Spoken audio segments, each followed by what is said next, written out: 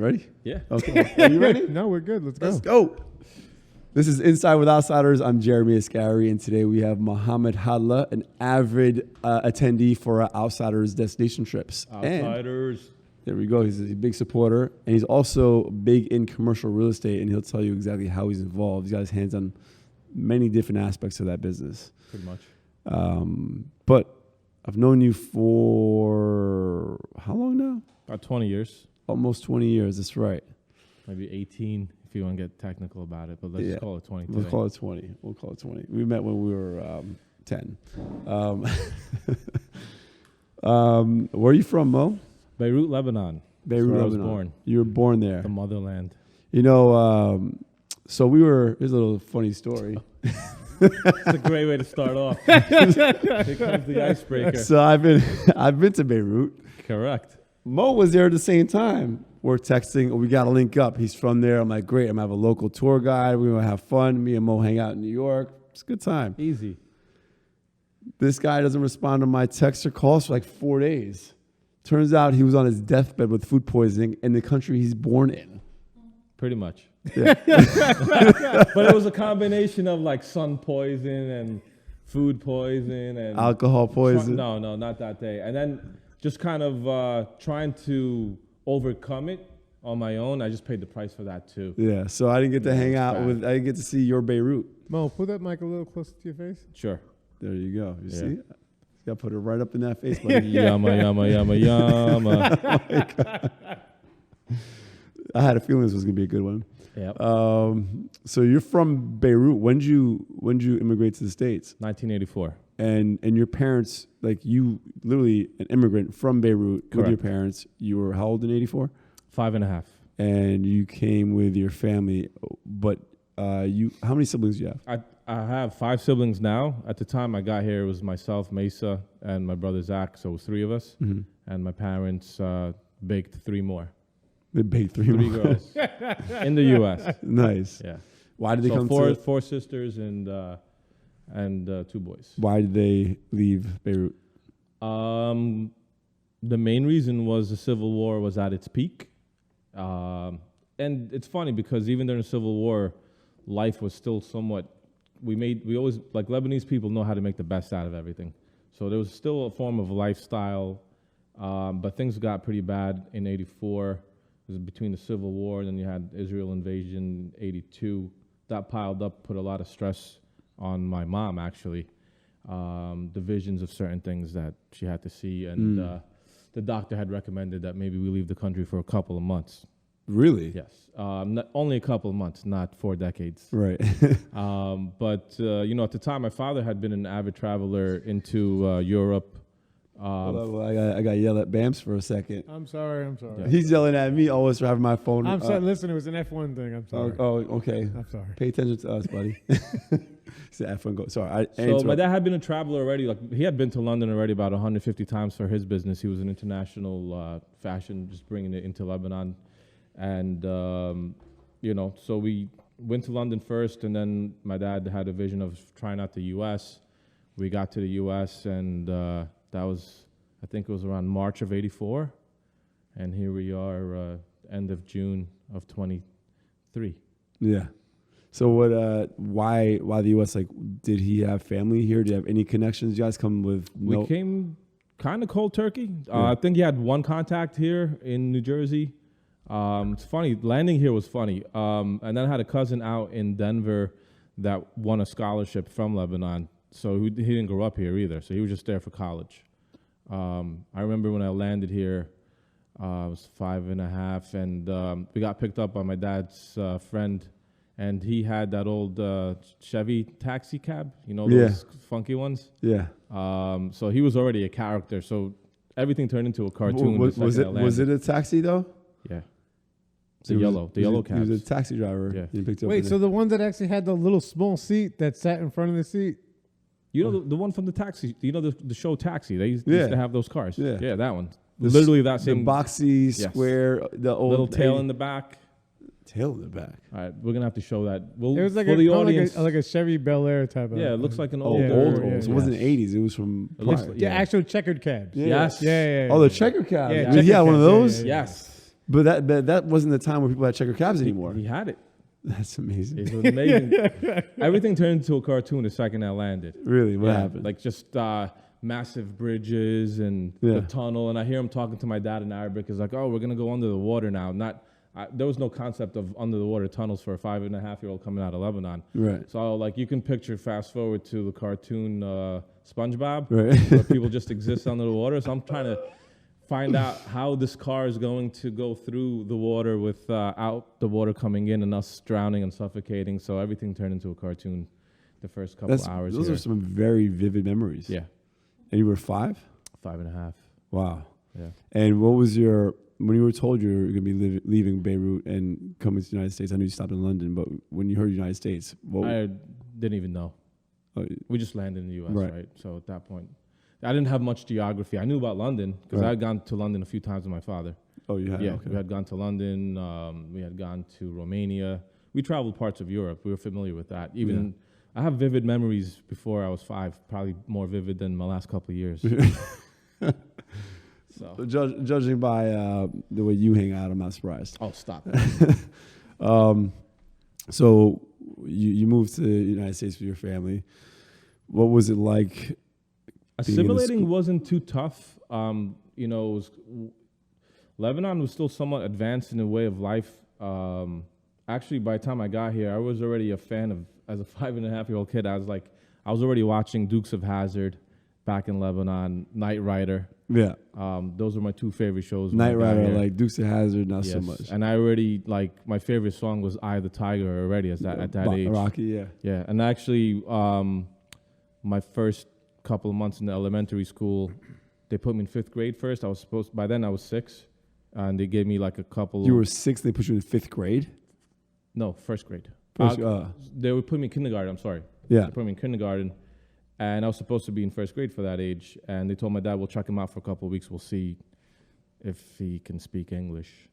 And lo and behold, like the first show and tell, everyone was bringing in toys, and I brought in a tape recorder, and my uncles and we knew I wasn't coming back so soon, and they put together a cassette with a bunch of songs from like all over the world at the time that we recorded, and Eye of the Tiger was one of them. Yeah. I still have that cassette. Yeah. And I brought it into show and tell.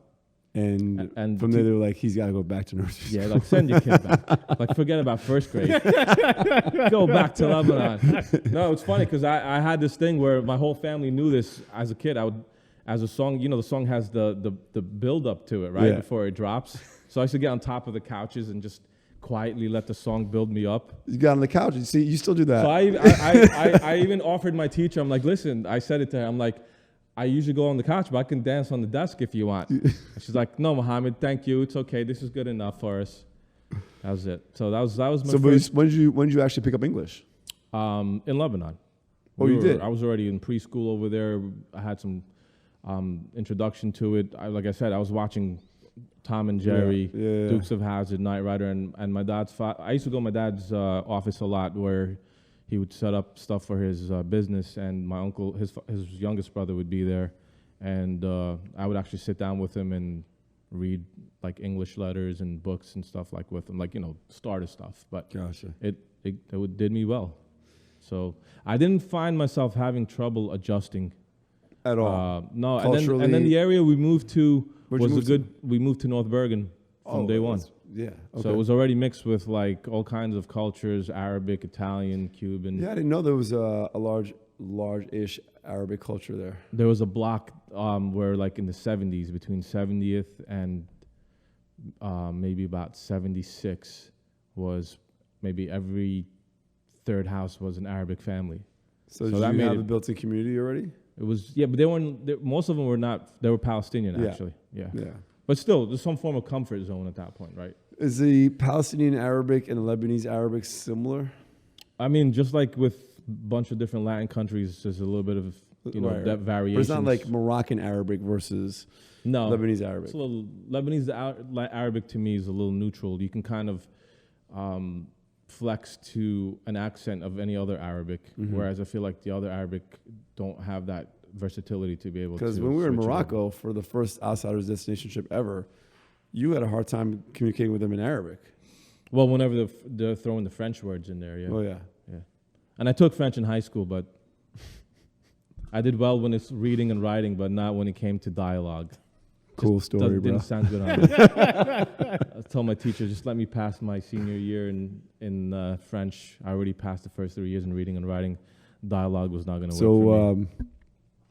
What did you see, or what did you want to be when you were a kid? Interesting. That's a nice crack. Yeah, Nice. You should have. Well, I have mine crack crack right moments here. here. I got to crack that. Can't be both drinking at the same time. Answer my fucking question. As a kid, I don't remember really having an actual dream to be something. You know, I do remember my father always busting his ass. You know, he was a businessman in Lebanon. He came from a second grade education, so he was self-built. And I just remember when we came here, he did whatever he had to do to keep a roof over our head. So I remember someone just kind of being able to wear different hats, humble himself immediately from going from a businessman to taking a job at a supermarket. That didn't last too long, but in the beginning, he was doing whatever he had to do in there. Then his next gig was working a coffee stand down by Wall Street. And Really? he was out at 4 o'clock in the morning and back home around 3. Yeah. Cold winters, hot summers. Mm-hmm. So I just remember him always being there and making sure that whatever he had to do to put food on the table. So that was something that was what was my foundation. It wasn't about dreaming. It was like, this is what you got to do when you become an adult. You got to always hustle. You know? And that's ingrained in you. I mean, I've seen it. I've seen not only that, but the fact that you support your whole family too. Like you saw that, and you saw. I think probably seeing your dad work that hard, you didn't want to see him doing that into the old age, right? No. So I actually kind of forced him into retirement probably a little earlier than he wanted to, and I took over the role of some financial responsibilities, but I thought he paid his dues already. How much more was he going to keep paying? Right. So at that point, you know, some people are like, oh, it's not your responsibility. I'm like, it is. Yeah. You know, he sacrificed what he had to sacrifice for me to get the tools that I got, right? And I had a smoother ride than he did when he was younger. Yeah. So he's going to keep suffering his whole life, or, you know, so I was like, got to take a shift. You know, it's funny, on Instagram, we send each other videos. I send you like Persian parents things. You send me Arab parents things. It's very similar. But did your parents ever push you to be like a doctor, engineer, lawyer, anything like that? They pushed me to take French more than anything, man, in high school. That's that old I school regret them for Lebanese. that. That's the old school Lebanese culture, because Beirut was the Paris of the Middle East, right? Yeah. And when I went there, I actually expected to hear more French, but apparently that was more the case in like the 80s and 70s. But I still heard people say bonsoir, like when they greet each other. Yeah. They speak just as much French as they do Arabic. Or Not Lebanese. so much anymore. I hear more English. I heard more English when I went Maybe they were there. trying to impress you. That's No, I heard people speaking. I still heard French too, but I would assume, I thought it'd be a little more like, not as much as Morocco, but a little close to that. Oh, yeah. Yeah. I think depends which area, too. Yeah. Yeah. What was high school like? Did you rebel a bunch? Or I mean, you don't seem like one to rebel at all, but you definitely partied. High school? Yeah. No. Really? I had my crew. Yeah. I had 2 sets of crews from the high school. And they were a subtle crew. What high school did you go to? North Bergen High School. Okay. And then I had another crew from guys that I met in private school. So I went to private school as well. Which one? I went to Al Ghazali School. It's a Muslim school in Jersey City on Montgomery. Really? Really ghetto in that area. High school or? No, elementary school. Really? So, that was, I think, 2nd, 3rd, and 4th grade. So I did one year in McKinley School. Was that your downtown North first Bergen. time doing a Muslim school? You didn't do Muslim school in Lebanon. Actually, my preschool was probably more affiliated with the church. Right, because there's a huge Catholic population in Lebanon. About half. Yeah.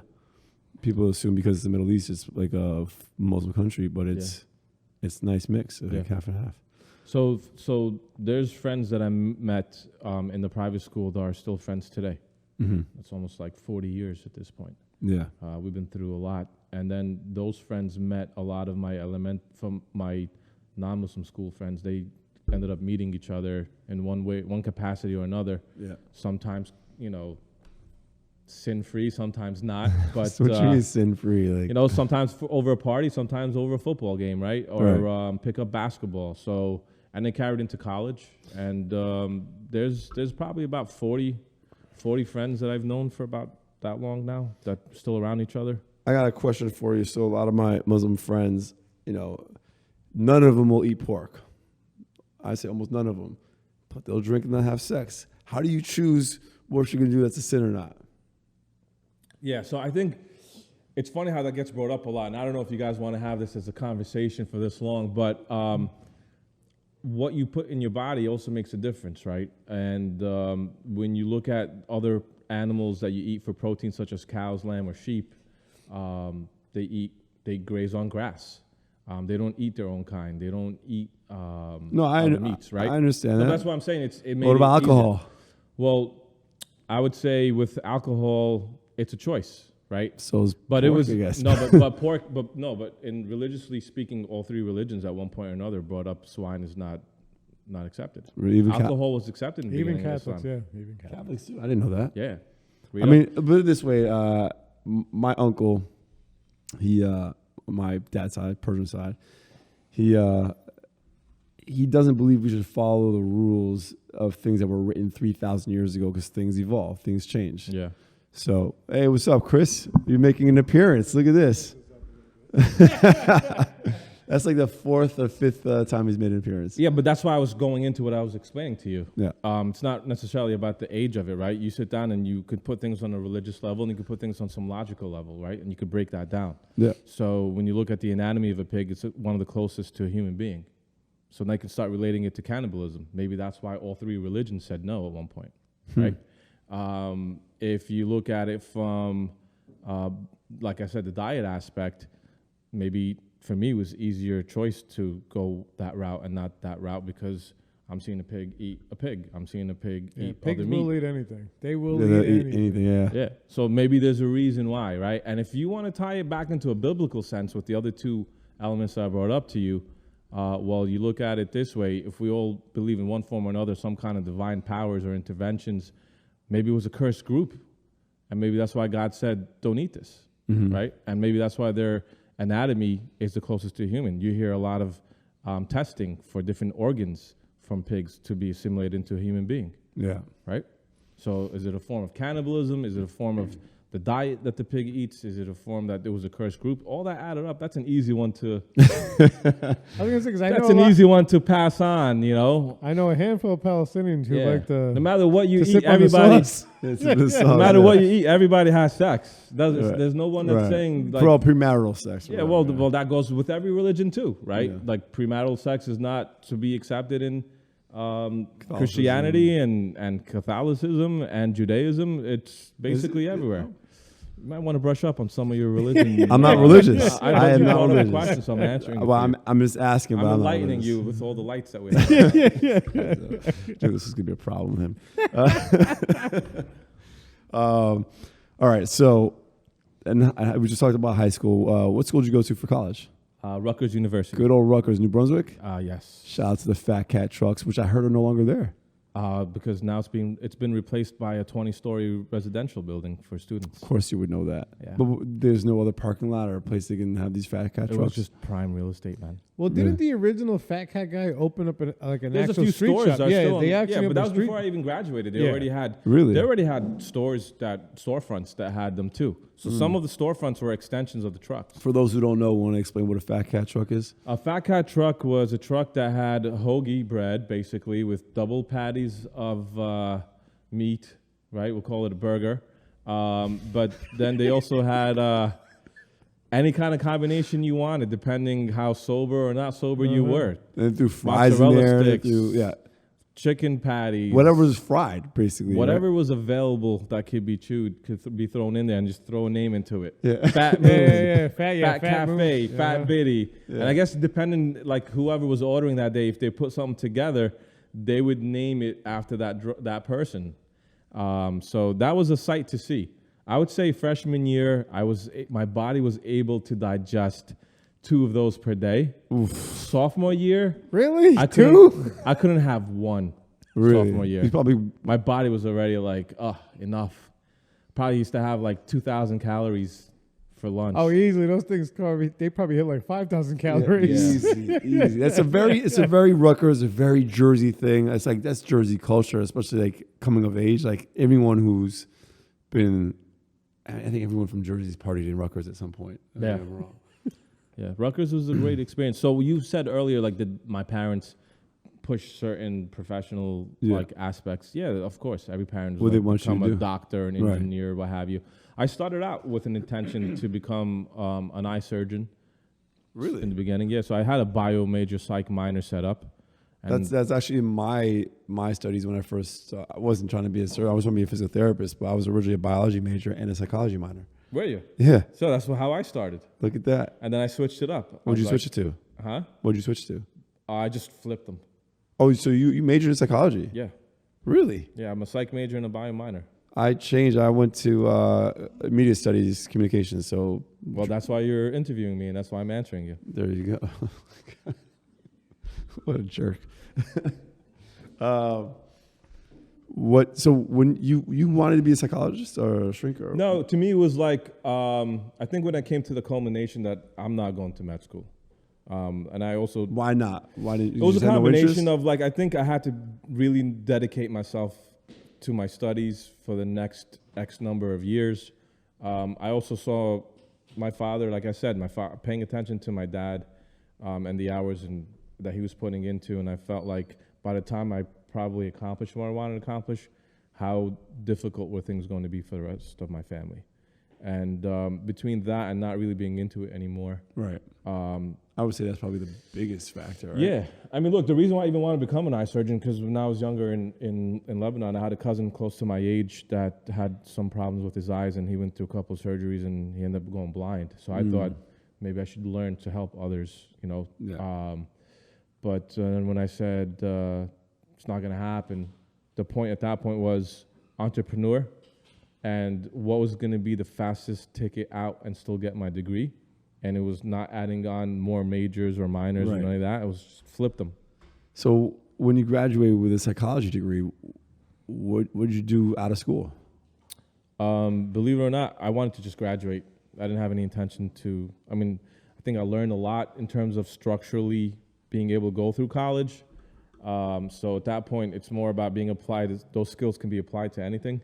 I was also a founding father at to what today is a pretty popular fraternity down there, Delta Chi. So I wasn't expecting for myself to be a fraternity member, but it wasn't chartered at the school yet. What kind of frat was it?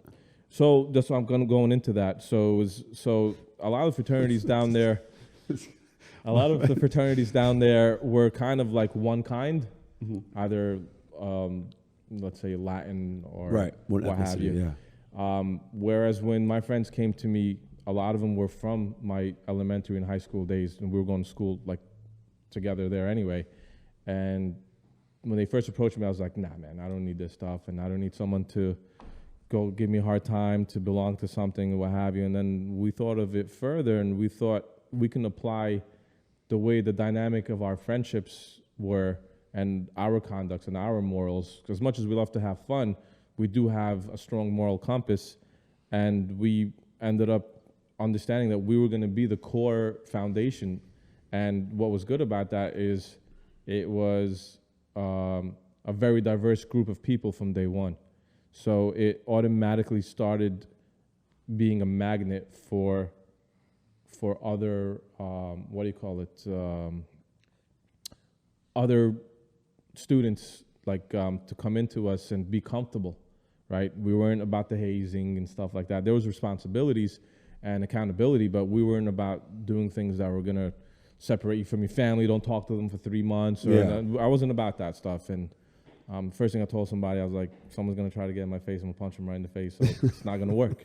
So That's a Jersey mentality right there. what we decided was we're going to create a diverse fraternity, which allowed a lot of great memories, a lot of good times, a lot of laughs. It was a very humble group, and it was cool because as the younger guys came in through the years, they kind of fell in line with understanding the diversity aspect of what it was. So there's all kinds of stuff you could tie to the stigma of fraternities, but one thing for sure, we were diverse. in every culture, race, and religion.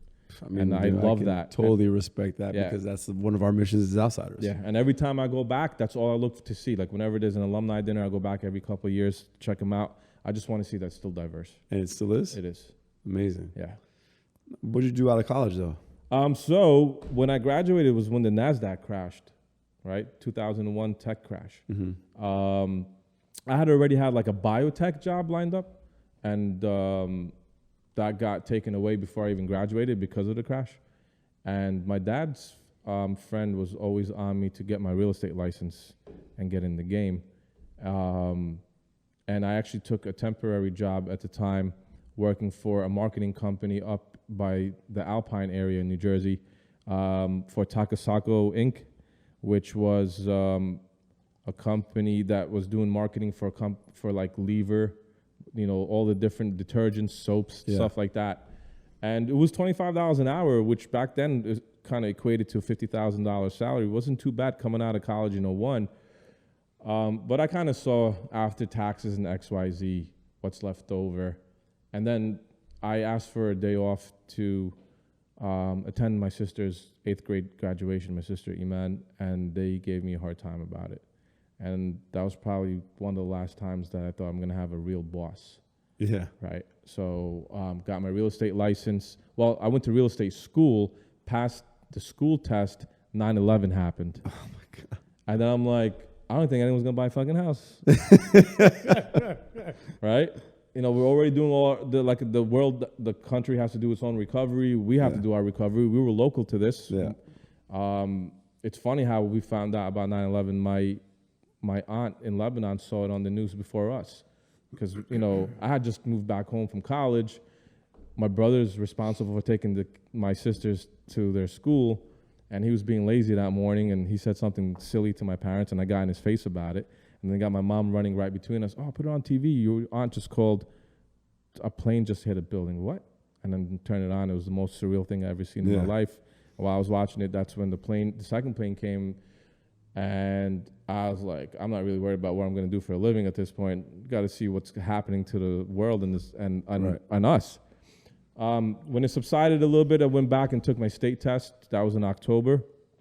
Within a few months, when I first walked into the real estate office, I saw a stack of contracts, and I asked the accounting office what that was for, and they said these were dead deals because they couldn't get the mortgages.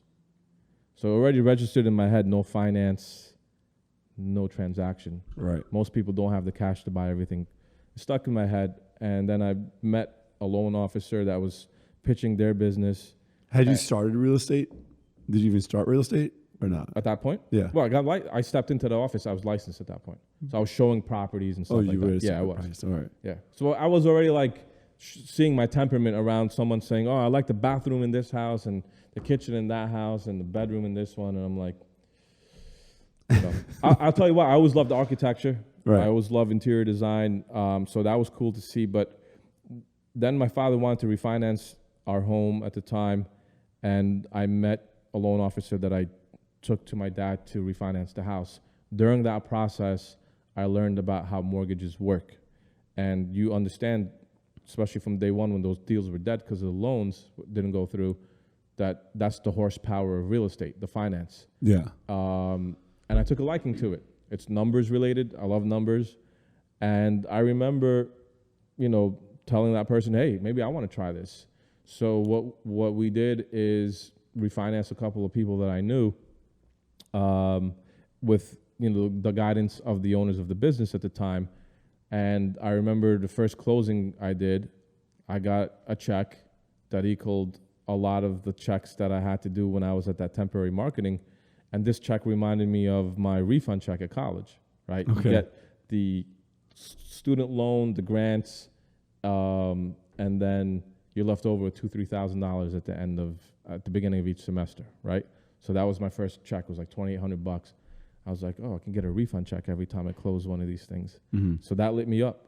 And what I did was I learned about alternative lenders, and I went back and told the accounting office at the real estate company, let me see if I can revive those dead deals.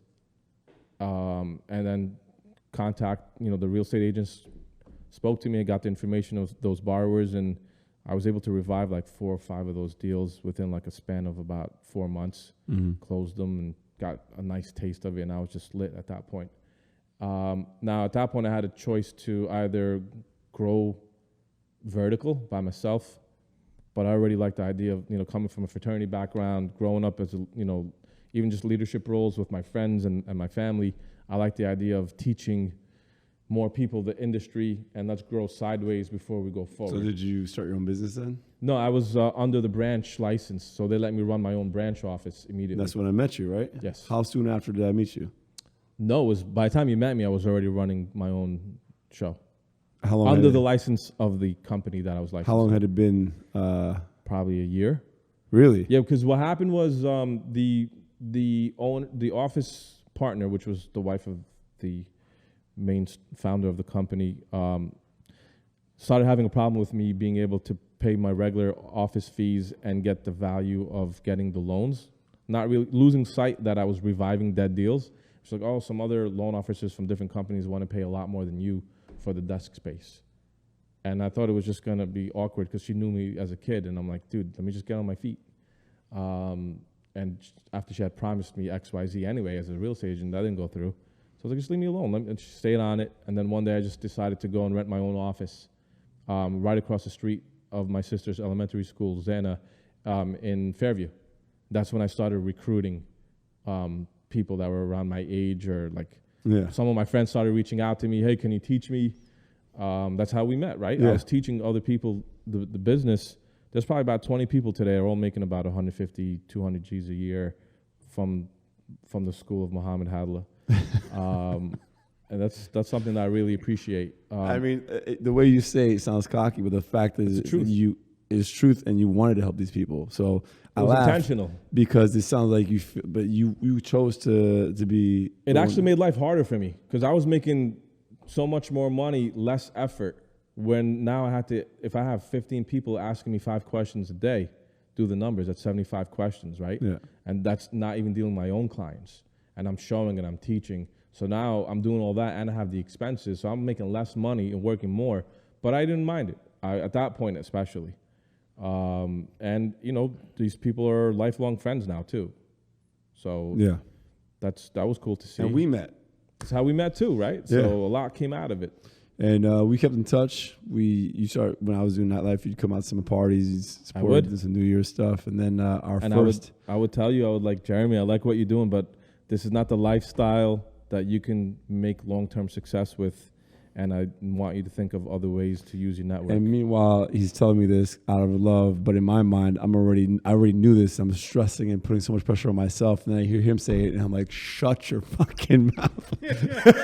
Go hit on a girl. Don't talk to me about this. You're over there. She wants to get harassed by you. Go. Get out of here. Why are you trying to be all real and shit right now? But I mean, it was the truth. It was the truth. You wanted to reaffirm that was my vision as well, and of course it was, right? Like, there's no way I wanted to stay in that business. But the reason why I even brought it up to you, because you never struck me as a party animal to begin with. Like, you were never like drunk or drinking like an animal. You were very responsible in everything that you did. Yeah. So I saw you as a businessman. Yeah. And that's why I said, let's apply these skills to everything that you're doing now. Yeah. Right? And it's just the beginning. So exactly. Proud of you. Appreciate that, brother. Appreciate it. So you didn't stay in this business. Well, I was doing well. I ended up, opening up. I ended up opening up a real estate office on top of that. Yeah. So I had a mortgage office and a real estate office, and we were pumping out deals to create like a vacuum of reciprocation back and forth. And life was going well for me. And 2006. Did a nice Euro trip at the time too. I went to some of my childhood friends. We did Rome, Munich, Amsterdam, London. One of the best trips of my life. Came back. Within 2 months of coming back, I blew out my knee. Mm-hmm. And after that, I kind of got used to it, but I had a surgery scheduled. And January of 2007 was the surgery that doctors were like, you'd be walking in 2 months. It took me about 3-4 months to learn how to walk again. But more importantly, wasn't there a big housing market crash like a year later. Yeah, I was building up to it. Yeah. So, I'm things are going well for me. It was interesting when this happened because I was stressed out over. I had like 30 people reporting to me, one in real estate, one in residential lending, and then I had staff members too. So what was cool is it wasn't running at the full capacity I would have liked it to run, but it was running itself. So I really liked what I was seeing. So even though we might have been coming up a little short every month, I saw it start running itself. So I was like, wow, I can expand this into different locations. But that recovery period of learning how to walk again was very tough. And by the time I got back, it was about 4 months later, I would say like April, May of 07. We were in the red maybe about 40 grand, which wasn't bad to me. In my opinion, I was like, we can knock this out in a month. And we probably had the largest loan application month, the month that I got back. Within 2 months of that, the bank crash took place, middle of 07. Mm-hmm. And it was so surreal because it's like Washington Mutual, over 100 years old, talking to the underwriter about a file on a Tuesday, Thursday, there's not even a website. It's gone. What? That's how it went? Just like that, gone, just Wow. shut down. All these different banks shutting down one after another on the spot. Yeah. As you saw what happened recently, SVB Bank. Yeah. They were gone overnight. Yeah. Signature Bank. Silicon Valley joint you're talking about? Yeah. But look what it did, the ripple effects it caused for Signature Bank and First Republic, right? See the hostile takeover that JP Morgan took them over. That's how easy it is in banking. Once you can't hit a certain threshold, you're gone. Yeah. And trickles all the way down, that kind of So concept. what'd you do? I didn't think it was going to last forever. So I went out and took like a $100,000 business line to keep my leases open, to keep my staff running. About $50,000, I think, in the beginning. And then I realized this shit wasn't going to recover quick enough. Right. So now I have to go back and start talking to the landlords that owned the offices that I was renting and worked my way out of these leases without it becoming such a legal matter. They were very nice to me about it. I was always paying on time. As a matter of fact, one of them where I had my 8901 Kennedy, that client, we remained in touch through the years, and I just closed a commercial real estate loan for him. And I'll circle back to that. Yeah, you also go to rock with him, yeah. Yeah, I'll circle back to that. So the interesting part about that is when it doesn't come back so soon, now you got to borrow money to exit. So back then, I'm like all paranoid about the idea of bankruptcy and all this kind of stuff. Learning what I learned through the years, I would have bankrupted the shit out of everything and kept my mental status in good shape, right? So instead I go and I'm trying to carry all this debt. I actually was one of the few that continued producing in the business. So for the next, I shut down the companies, but for the next year, I was working at a bank that opened up a brokerage arm that allowed me to close these loans. And then they were about to cut it down. But in the meantime, I was still making decent money, but everything was going towards my payments, towards my debt. Oh, wow. So, but which I should have never done, right? But you learn, you live and you learn. So what were you doing for yourself while you were going crazy to like, relieve stress? Well, again, I think I come battle tested from day one, right? Like coming from Lebanon, from the Civil War, watching what my father went up through his ups and downs. You learn to, and even when reading about history, empires come up, empires come down, right? So life is ups and downs. That's the bottom line. And okay, I was able to accept it. I didn't. You've never had an issue where you felt like you had to force a direction, or you always went with the flow? I always felt things would work themselves out. I just gotta keep my shit together in here. Yeah. That's really what it is. That's a great fortitude, approach. Perseverance, and having faith, that things are going to work out. Yeah. We all go down sometimes, and sometimes we have our down moments, but I have a rule, like I'm not allowed to sulk in the moment more than a couple hours. Really? Not a couple of days, not a couple of months. Got to pick up and find a solution. No matter what the solution, what the reason is? Yeah. like a death or. I mean, anything. as you get older, you learn more to control and handle everything, right? So it's like, I wouldn't say control. I'd say managing it is probably a healthier way. yeah. Yeah. But to me, you learn that life is sensitive, life is precious, but then we're significant and insignificant at the same time, right? Like we all become dust at one point or another. And how many have already gone through and become dust, gone through life and become dust? And those people, how many laughs did they have? How many cries? How did you they get this have? perspective? It's a combination of things, right? I think the way I'm describing it right now, I remember one time I was driving I was in the back seat of a car on the turnpike, and I turned around and I see the New York skyline as we were heading south. And I picked up my hand and I put up my thumb, and my thumb covered the entire skyline, right? And it just kind of put things into perspective about relativity and proximity and how things matter and don't matter, you know? That's pretty deep, man. I mean, I can see that, right? And to me, what I learned is the most important thing to me is taking care of, is coaching myself through life. That's literally what I've been doing my entire life, coaching myself through life. What do you mean by coaching yourself? Like I'm having my own conversations about a moment and how do I get through it? How do I overcome it? How do I not get caught up in the moment? When you speak to yourself and coach, are you actually speaking out loud? I would say 99% of the time it's Mental chatter. yeah. Huh. Yeah. I mean, it's the way to problem solve, right?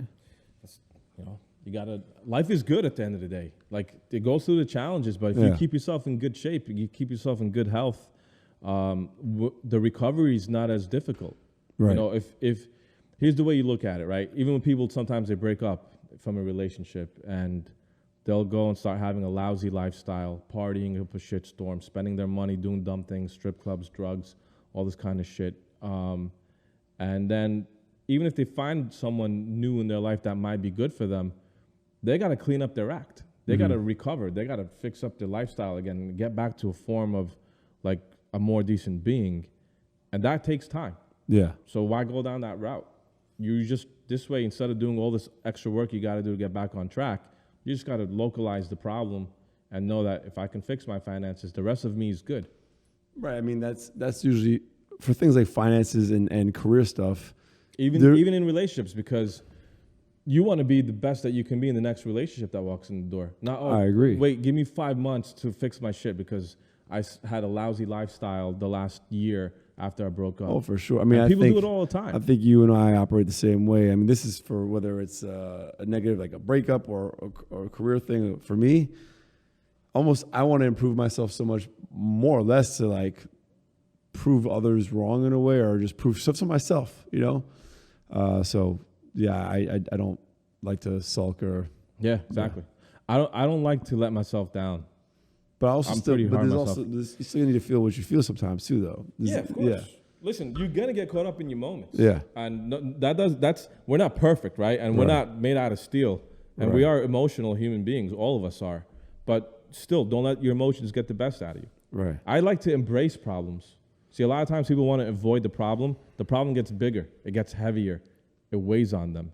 For me, it's like I embrace it as a guest. You're leaving soon. Right.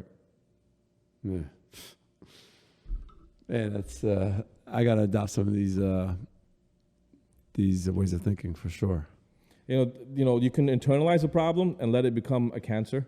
Yeah. Right? You can let it become toxic waste in your body, or you can maybe let it linger around you and put a force field so it doesn't enter you. You know you got to get to it. Yeah. But it's not going to digest. I got some things off camera that I'd love to get your opinion on. You know where to find me. I know where to find you, buddy. Don't worry. I like this tangent. That was really good. So we talked about your career. You're now on another level, but you're still in the same industry. Yes. So we don't have to go into detail. No, but I'll give you. So there was a little journey before I got. So it's interesting because during all this turmoil, the market also affected my dad's business, right? And he was putting in 60 hours a week of working at his grocery store, Middle Eastern products in West New York, right? And while I'm trying to repiece myself, I'm also, from the corner of my eye, watching that my dad's pumping in hours and losing money because everything got affected when the housing market crashed. How everyone spent their money made a difference, right?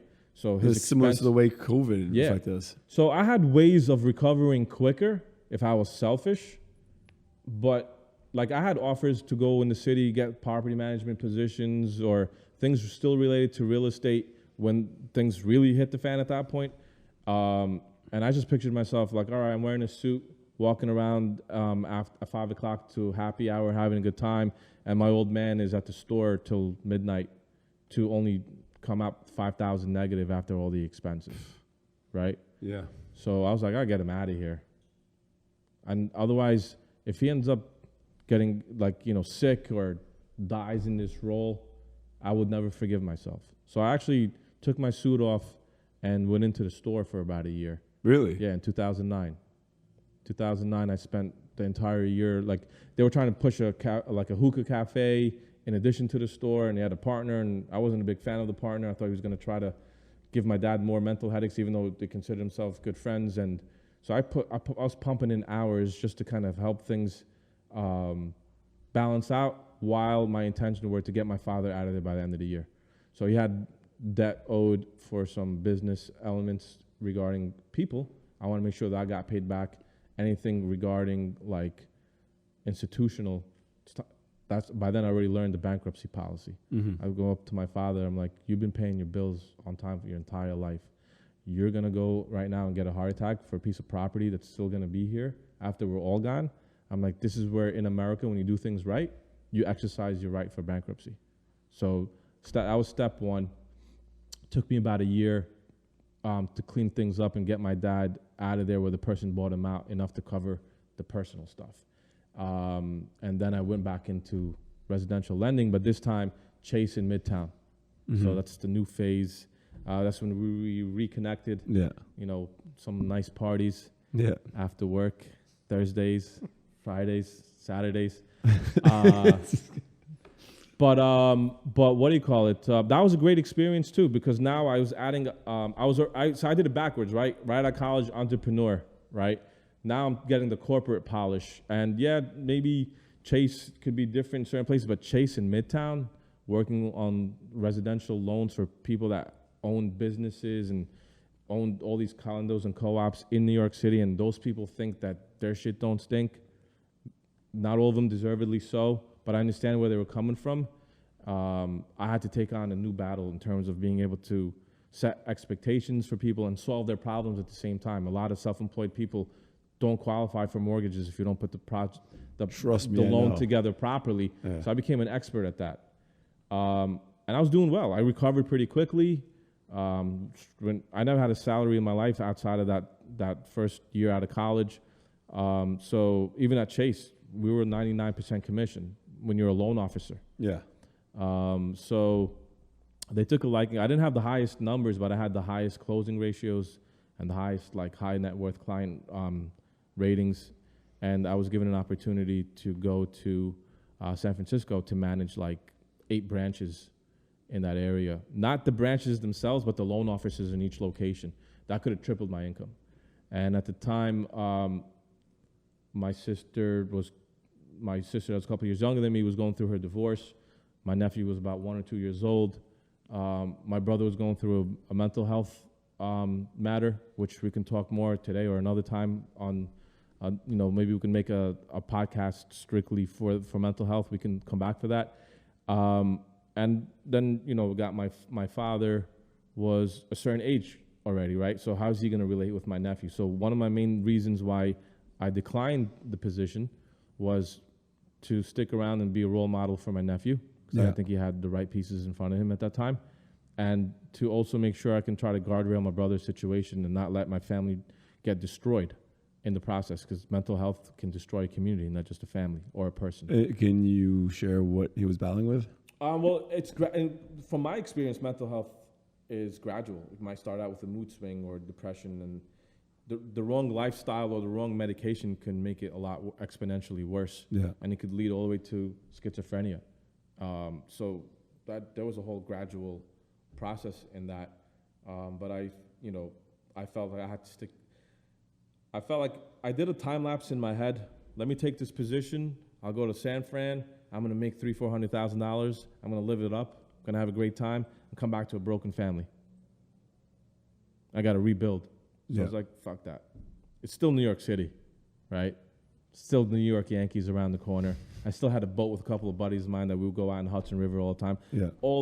There was so many reasons that I could have stayed outside of those responsibilities that I wanted to take on. But those two elements, my brother and my nephew, were absolutely the main reason I stayed. And Fast continued doing well, made a lot of good connections in the city.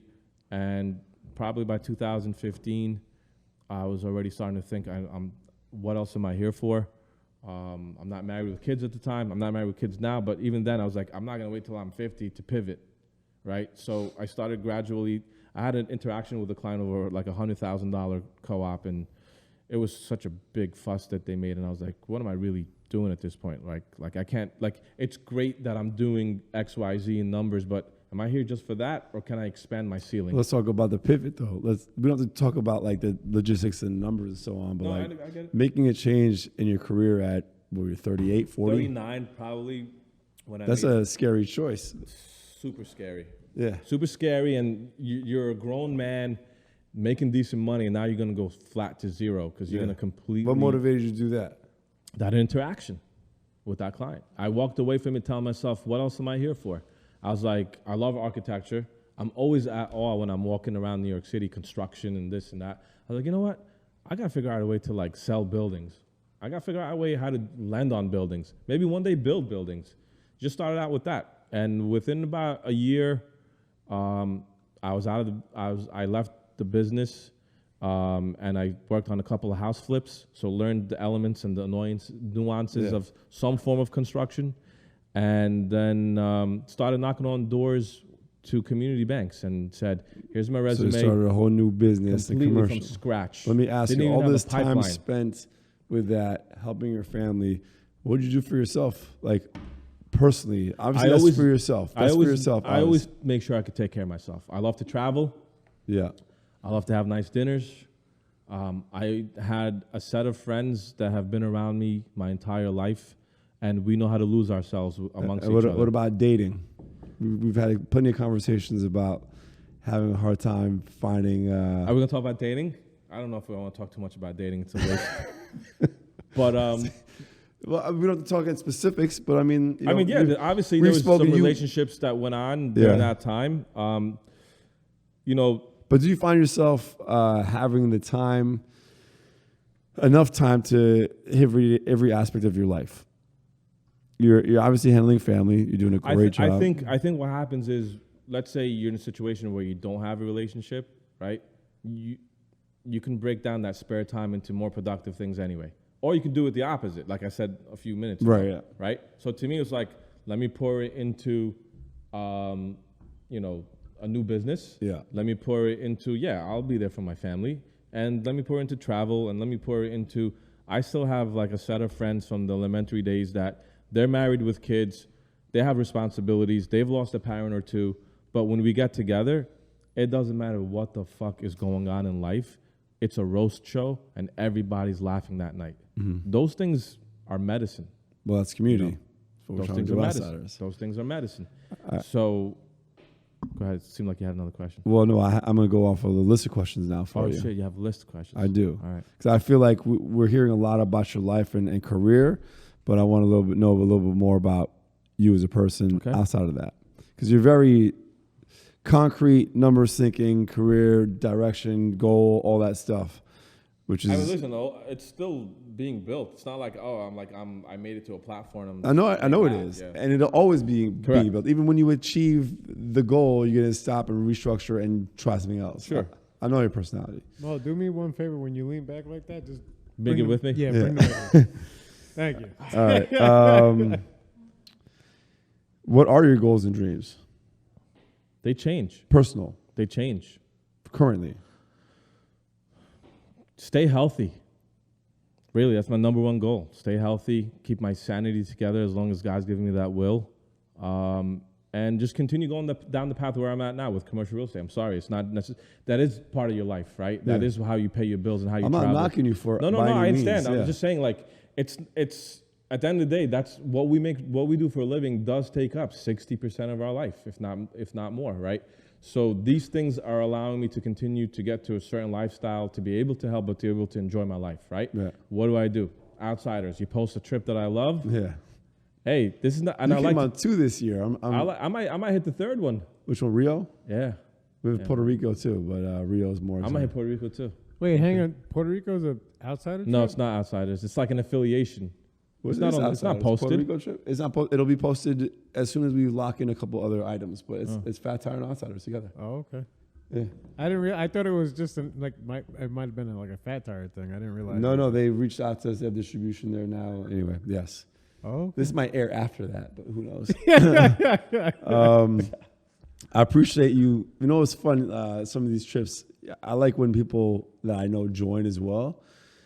And it was great to have you in Cape Town. It was great to have you in Sardinia, of course. Also, most of our trips are predominantly female, so it's nice to have a male friend there as well to share the experience with. Yeah, no, look, I'm proud to be there. I also feel like I'm extra support for you, and I'll try to see if I can give you some constructive criticism. Oh yeah, he has no problem doing that. None. So you got to do this. I'm like, yo, but it's, tell me personally. Yeah, but honestly, don't you want friends like that? Absolutely. Exactly. But I want to There sit you at the go. dinner table with everyone else in front of me. No, actually, come on, man. They were all coming. Like we don't need to get too detailed about it, but it was still selectively displayed when I spoke I'm just to him giving you about it. a hard time. Yeah, but at the end of the day, I want to see my friend's company expand and grow, right? So if I can give a pointer or two that maybe, because he's got so much responsibility, right? So I can give a pointer or two that can help solidify things and better the company and better the business. It's very I would say like a friend that doesn't tell another friend they have a cliffhanger in their nose is not a good friend. or something in their teeth. A friend that doesn't tell someone they got a little bit of like some parsley in their teeth is not a good friend. You know what I mean? So, all right, here's another question. So there's some parsley on going on in the works. I have to tell them about it. That is a friend. Thank you. What advice would you give high school you?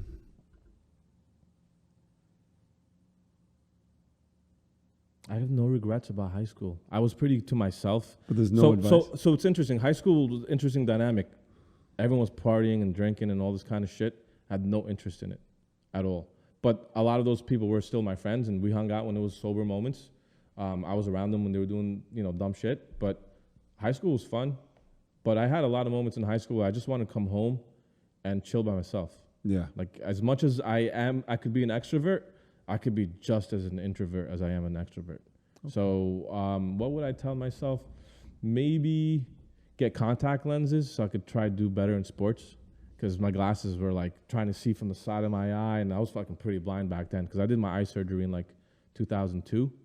That made a big difference. That's other than that, hilarious advice to yourself. But I don't wear glasses, so I wouldn't know. I did a good job staying away from bullshit in high school. You seem to give a level head. What's your favorite part of Outsiders? The people. The community. Yeah, same people, for me. The diversity of people. I mean, it's a lot of people have their shit together. They might be a little quirky, but who isn't sometimes, right? Yeah, but exactly. I like the experiences that come out of it, the culinary experiences that come out of it. I like that it's centered around expanding your horizons when it comes to your international trips.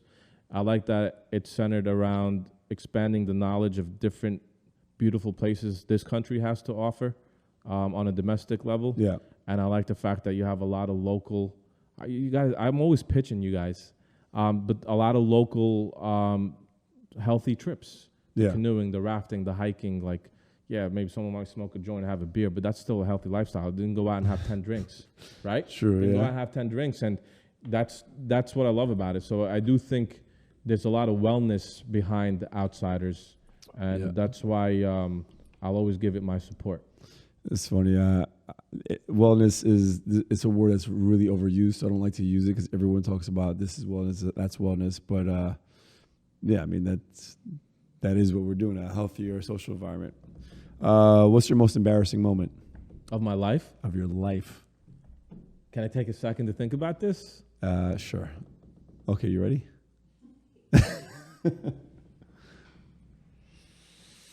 It's interesting because it was an embarrassing moment, but I was out by myself. Yeah, crazy. Do you feel safe talking about this right now? No, because it's about almost shitting yourself. Well, there's been a few of those. Really? There's been a few of those. Yes, there have. You wouldn't be the only one talking about that. Yeah. Let's hear it. I was walking back from a campus, Bush campus to College Ave campus. I decided that day not to take the bus. And I'm cutting through this massive fucking park, right? From where the stadium was to get to College Ave. And, you know, college food, you have good days and bad days. Fat cats, man. If you got had a good fat days and cat. bad days, man. So walking through the park and the cut, you know, like, I got to go. And I don't want to go anywhere but my bathroom, right? Yeah. And we lived off campus our second year, my buddies and I. So I'm like, I got a little journey ahead of me. But I remember because we all used to talk about. Did you make it? No. Okay. But not on myself. Like, I found myself an alley. Okay, an alley. Yeah, and I like, do you want the story or not? I think even by make it, did you make it to a toilet? Didn't make it to a toilet, but I didn't shit on myself. Okay. Is that good enough? Yeah, I mean, you want to give more detail? That's what I said. I don't think we should. Get No, into that's it. fine. Well, Yeah. But the funny thing is, there's no witnesses, so I didn't even have to tell. But I got to what I ended up doing. So just to let you guys know, back then, everyone always had a story about shitting, right? College kids, I had to go. So we worked on the reversion process. Squeeze your muscle so that other muscle doesn't need to be active. So we were like holding the grips and what have you. So we had a strategy, right? And this Would one, you do Kegels? that one time, no, squeezing the fist. yeah. Okay. Pay yeah. attention. I was squeezing both fists. So that night, nothing was working. So I was probably about 10 minutes away from the house, but one step forward, it was over. So I had to step backwards, and it was funny because you'll see a pair of sneakers, socks, shorts, but I was into a hidden like driveway behind a garbage can. And Problem solver. Here we go. Yeah. All right. So I still showed up nice and clean, but I traumatized myself through it. So, yeah. So there you go. We aired it out. Now everyone knows. Everyone fucking knows. Everyone has a shit story. I don't care what anyone says. I agree. This last segment is a series of 5 rapid fire questions. First thing that comes to mind, you answer. All right. What's your favorite city other than New York City? San Diego. Okay. Weather? Weather's amazing. Gotcha. I would put Medellin right after that. Ooh, I've been to Medellin. Yeah, it's awesome. Nice. If you could do any other profession, what would you do? Something related in technology. Okay. I love technology. I love what it brings to the world. So, and I have a friend of mine that's been in the data center and software and co-location. I've always been tagging and learning from that, just from the side, in case this world shuts down. Nerd alert. I don't know shit about it. I I'm don't know about messing with nerd you. alert, but It's definitely. that didn't bother me. And people call me nerd. I still kick their ass. It's fine. I hear you. Technology is very interesting. What's your advice? Patience, perseverance, persistence, gratefulness, gratitude. No, your vice. Your vice. Vice. I thought you said advice. No, vice. What's your vice? Being a single man. Okay, I see. But I like it. That's another way of saying something else. So you get it, guys? Read between the lines. Sometimes we censor, sometimes we don't. Exactly. No, we really don't censor that. We don't kiss and tell. No. I don't. What's your greatest fear? Interesting. Probably passing out while I'm walking or driving. Really? It's weird, yeah. I've heard enough stories, so it's like, because it's not the passing out part, it's where your head lands. Gotcha. And hoping someone helps you out, actually. If your brain didn't fucking crack. True. All right. You like that one? I do. It's a realistic fear, right? Last question is what's your favorite food, and you didn't bring anything? Yeah, so just to let you guys know, so I know now that this is the last part of the segment, or the last part of the podcast, which is the bring your favorite food, and he texted me a couple hours ago, and I was busy with clients, so that wasn't going to take People precedence. bring chips. People bring whatever. I did consider ordering Uber Eats, right? What would you ordered? I was going to order either like a margarita pizza or filet mignon, but I didn't know how many people were here. I'm surprised you wouldn't have brought Lebanese food. From where? Just, let me just cook up a Lebanese meal while I'm in the middle of a meeting. There's no Lebanese restaurants in this area? Not around here. There's Turkish. Really? There's a bunch of Turkish, yeah. Listen, if I brought up like hummus, that's so cliche. Yeah. Especially for me. Come on, bro. I'm not doing that. Of course. What is your favorite Lebanese dish? Hummus. No. There's a dish called upside down, but it translates into that. It's called matlube. Ah, yeah, I love that stuff. Yeah, my mom Delicious. made it for us a lot. So basically, you're preparing the rice and the vegetables and whatever else they're putting in that mix, and the proteins are being prepared separately. But once the proteins are pretty much almost done, they'll put it on the base of the pan, and then the vegetables and the rice and all that on top of it. And when it's pretty much ready to roll, you get a bigger pan, you take this big pot, flip it over, and then you lift it, and you're hoping it could stay looking like a cake as long as possible. But then you get around here, and it's just going. Right.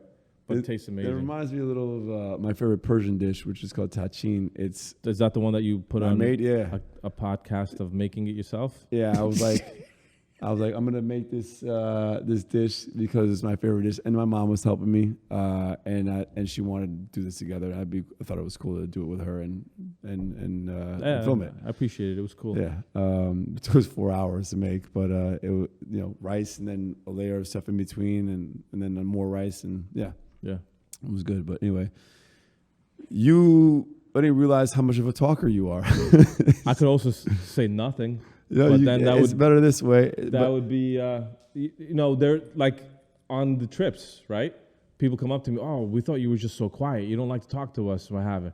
And it's like, I'm selective. You have the male version of resting bitch face. That's what you got. I'm not going to take that.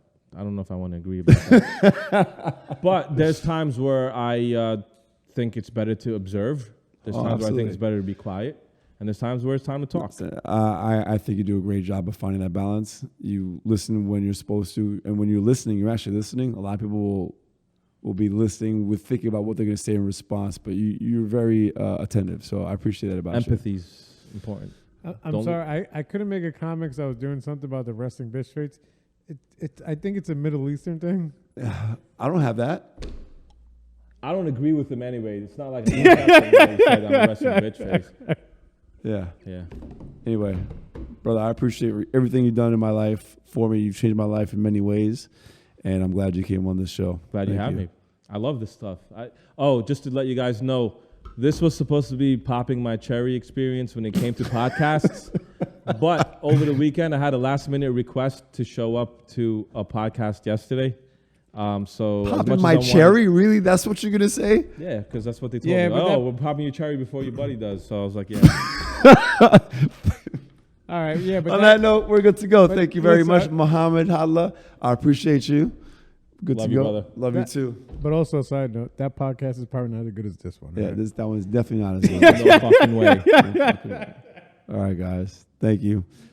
Peace. People come up to me, oh, we thought you were just so quiet. You don't like to talk to us. What have you? And it's like, I'm selective. You have the male version of resting bitch face. That's what you got. I'm not going to take that. I don't know if I want to agree about that. But there's times where I think it's better to observe. There's times where I think it's better to be quiet. And there's times where it's time to talk. I think you do a great job of finding that balance. You listen when you're supposed to, and when you're listening, you're actually listening. A lot of people will be listening with thinking about what they're going to say in response, but you're very attentive. So I appreciate that about you. Empathy's important. I'm sorry, I couldn't make a comment because I was doing something about the resting bitch face. I think it's a Middle Eastern thing. I don't have that. I don't agree with him anyway. It's not like I'm a resting bitch face. Yeah. Yeah. Anyway, brother, I appreciate everything you've done in my life for me. You've changed my life in many ways, and I'm glad you came on this show. Glad you have me. I love this stuff. Just to let you guys know, this was supposed to be popping my cherry experience when it came to podcasts, but over the weekend I had a last-minute request to show up to a podcast yesterday. Popping my cherry? Really? That's what you're gonna say? Yeah, because that's what they told me. We're popping your cherry before your buddy does. So I was like, yeah. All right, yeah. But on that note, we're good to go. Thank you very much, Mohammad Hadla. I appreciate you. Good Love to you, go. brother. Love you That- too. But also, side note, that podcast is probably not as good as this one. Yeah, right? that one's definitely not as good. No fucking way. No fucking way. All right, guys. Thank you. Peace. Good Love to you, go. brother. Love you That- too. But also, side note, that podcast is probably not as good as this one. Yeah, right? that one's definitely not as good. No fucking way. All right, guys. Thank you. Peace.